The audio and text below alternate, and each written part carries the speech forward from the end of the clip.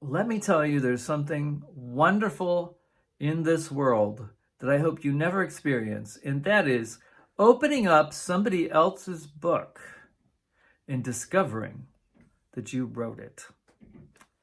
Let's talk about plagiarism. Plagiarism is something I've had to deal with. If you put your stuff out there and what you're doing is really good, if you have good ideas, somebody out there is going to take what you do and steal it.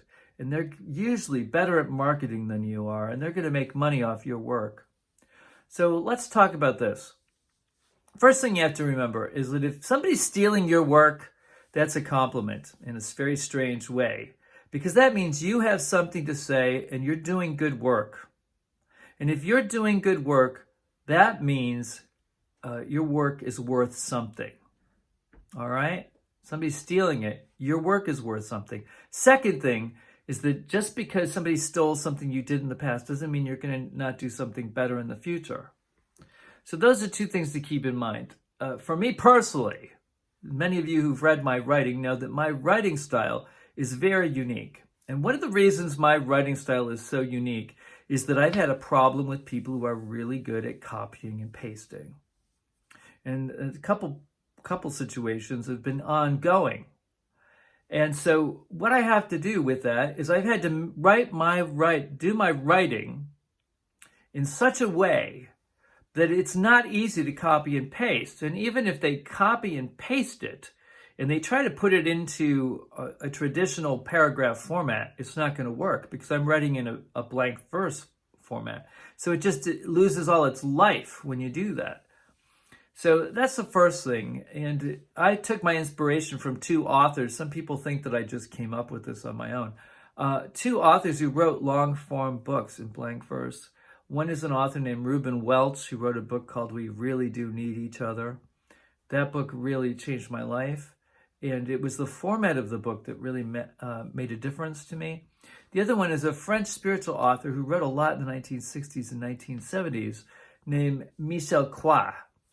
Quoist is spelled Quoist, for those of you who don't speak French. So Michel Quoist. And he wrote these wonderful books in blank verse. And so those two authors really influenced me, and that's why I write in blank verse, partly because it was to overcome plagiarism. So what happens when you deal with plagiarism? There are several things you need to do, depending on the scale and the scope of it. Now, the first thing you can do is just ignore it. If it's just a one-off thing and it's a minor thing. One of the things that's really terrible in the Christian community is that people hear things and then they repeat them and they don't know where they came from. And often they think that those things they've heard are their ideas. And this happens a lot. So you have to be very careful. Sometimes for me personally, there was a famous preacher who read one of my books. He didn't like it. And he mentioned things in my book in 3 different sermons. Very hard. I wish he would have written to me because I would have loved to have talked to him about it. But these things happen. Stuff is just out there in the atmosphere. So you have to keep that in mind. But when you find the person who does things like one of the most egregious was, and this is something that people do in academia, the former president of Harvard, this was one of her things that she did repeatedly in her papers. A person will quote you. They'll put a quote in a book. And so it looks like, and I got duped because the person sent me their book first to see if I would catch it. And I didn't catch it the first go round. And so I thought it was great. And so you have to pay attention when you find a quote for yourself. And if you look, you'll see that often that plagiarist has taken the text from your book before and after and inserted a quote in the middle to make it look like they're quoting you, but actually they're actually stealing large chunks. And plagiarism is theft. So if you're a Christian and you've taken somebody else's writing and you copied and pasted it into yours, that's theft. You've stolen. And so you need to stop that. That's wrong. And a lot of people think it's okay because they think the arts are okay. But if you're stealing things from other people, stop it. It's just not good. So if you find something like this, the first thing you should do is write to them and say, hey, I saw you did this. Let me tell you, the people who do this kind of thing are going to respond the same way every time. They're going to either try to gaslight you and tell you, oh, you're mistaken, or they're going to turn it back on you, because people who do this are not good people. Let's be frank, okay?